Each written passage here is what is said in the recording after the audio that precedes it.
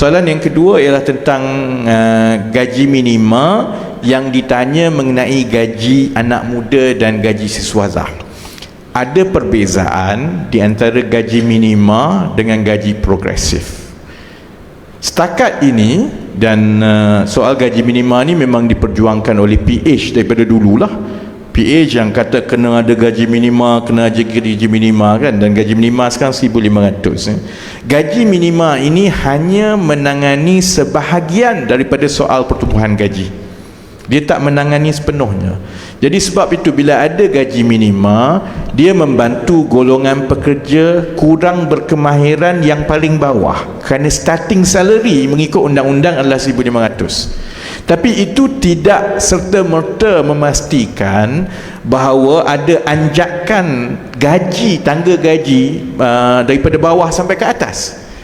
Jadi masalah seterusnya yang kita kena tangani ialah dari segi masalah gaji permulaan yang rendah, terutamanya kepada anak muda dan graduate.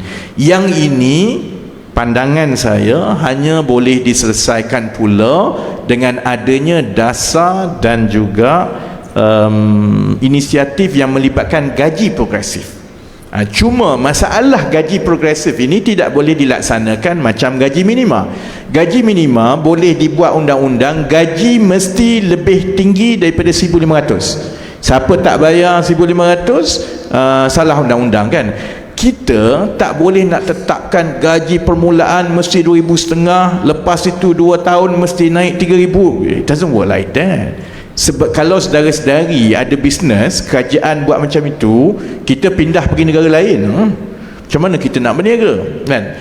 Sebab itu kita sekarang sedang melihat macam mana kita nak bawa semua pihak dalam ekonomi kita, kerajaan, majikan, pekerja-pekerja, supaya kita boleh bersetuju dengan kerangka gaji progresif.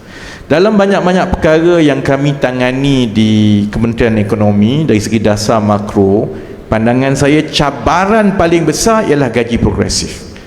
Bayangkan kita nak dapatkan semua majikan bersetuju dengan pekerja, bersetuju dengan kerajaan, berapa sasaran naik gaji untuk tempoh 10 tahun akan datang.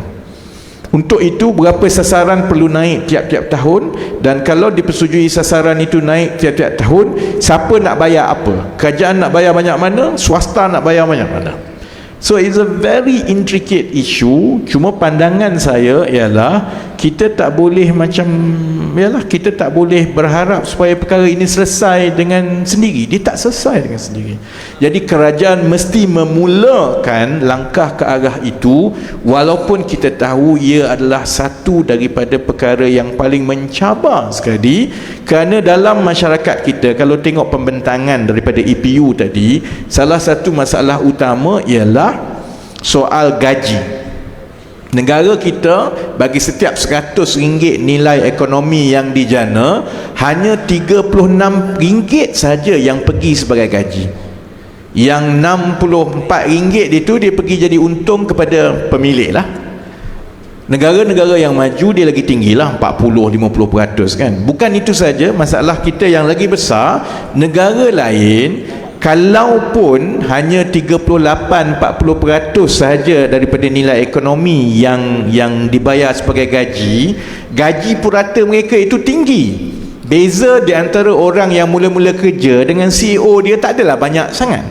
Kita ni walaupun 36%, tapi gaji permulaan dan gaji purata itu terlalu rendah. Sebab itu kita berada dalam situasi ada CEO dapat 10 juta setahun, tapi di syarikat dia gaji permulaan dia masih lagi 2,200 bandingan tu kan. Jadi ini ialah semua cabaran-cabaran yang perlu kita rangka dengan baik. Itu yang saya sebut bahawa kerajaan telah mulakan perbincangan untuk kita susun dasar kita mengenai gaji progresif. Jadi saya ingat perkara ini akan mengambil masa, dan tapi kalau kita berjaya, maksudnya ini adalah kerajaan pertama sejak kita merdeka yang mahu melaksanakan satu dasar yang menetapkan bahawa kenaikan gaji itu mestilah pada kerangka yang tertentu untuk menyelesaikan masalah gaji permulaan yang rendah ataupun